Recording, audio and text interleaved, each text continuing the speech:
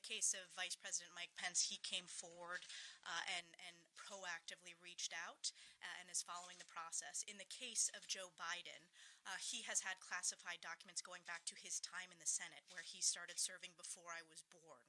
So this is a long-standing national security threat, setting aside the very important fact that Hunter Biden also had access and used as his home address where those classified documents were improperly and illegally stored. This will be a part of the oversight agenda, and on the House Intelligence Committee, we absolutely want to make sure we have all of the facts. Is there a concern, we've seen it with former President Donald Trump, with Biden, with Pence, that, some of the top leaders just aren't handling classified information at all? Should there be some sort of reforms with how the top leaders have access to that information? Well, let's highlight the difference here in what the consequences have been. You had the FBI raid Mar-a-Lago. You did not see any of that happen for President Joe Biden, who illegally did this. What also is different is President Trump, as president, has the right to declassify documents. So the media should cover the fact that the FBI has been weaponized against President Trump and clearly has covered up for sitting President Joe Biden. Okay.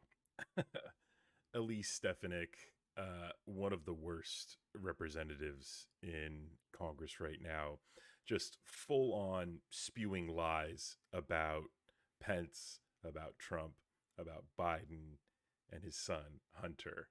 I mean, the whole first part about Joe Biden being in the Senate before she was born and how that makes it just so much more of a concern is utterly ridiculous. It's just a way of her, a way that she can attack him being older, which goes down to the way he speaks, totally leaving out the fact that the guy overcame a speech impediment, a debilitating speech impediment, overcame that to become the president of the United States.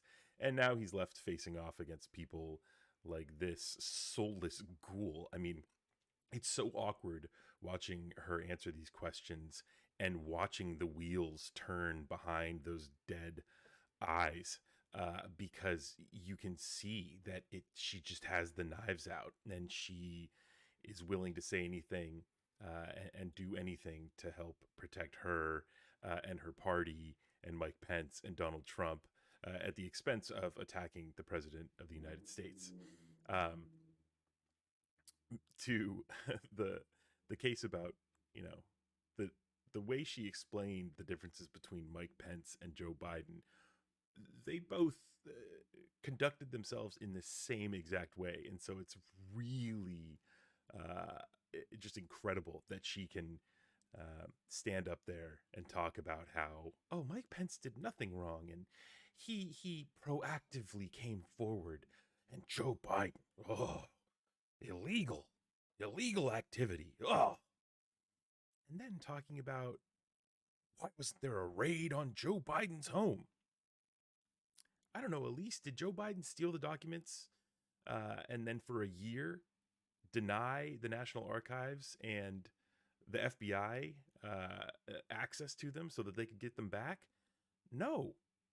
No, he proactively gave these documents back when they were found. So, again, she's just bold-faced liar, this congressperson. And then finally, the way that she talks about Donald Trump being able to classify documents and Vice President Joe Biden wasn't is ridiculous as well, because Barack Obama made it so that Joe Biden could classify documents.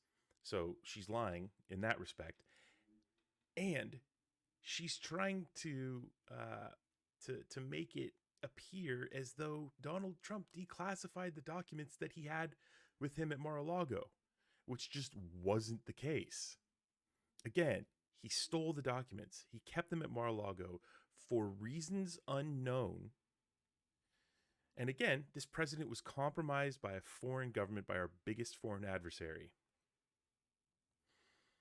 The Russians own Donald Trump.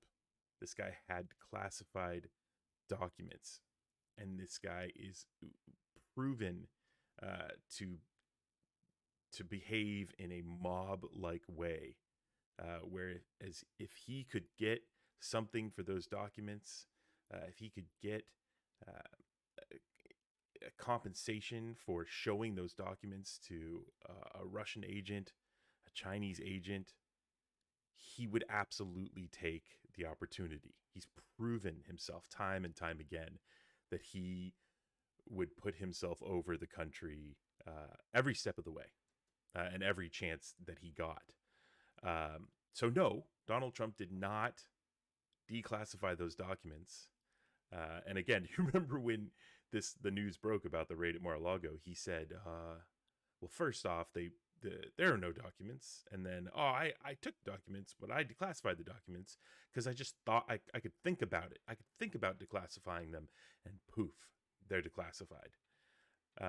So we have utter insanity coming from Donald Trump, and it just trickles down to people like Stefanik, who have to just spew lies in order to attack Joe Biden when there's really nothing nefarious here.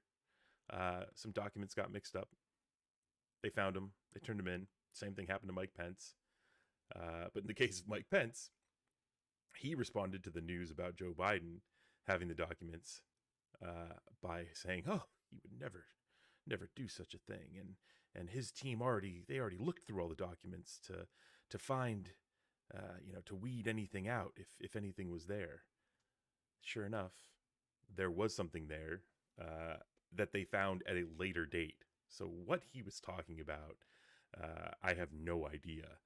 But this again is just more utter nonsense coming from Republicans trying to attack Joe Biden, trying to make something of something that isn't, and bringing in Hunter Biden just as just to sprinkle, the Republican lunacy on top of this.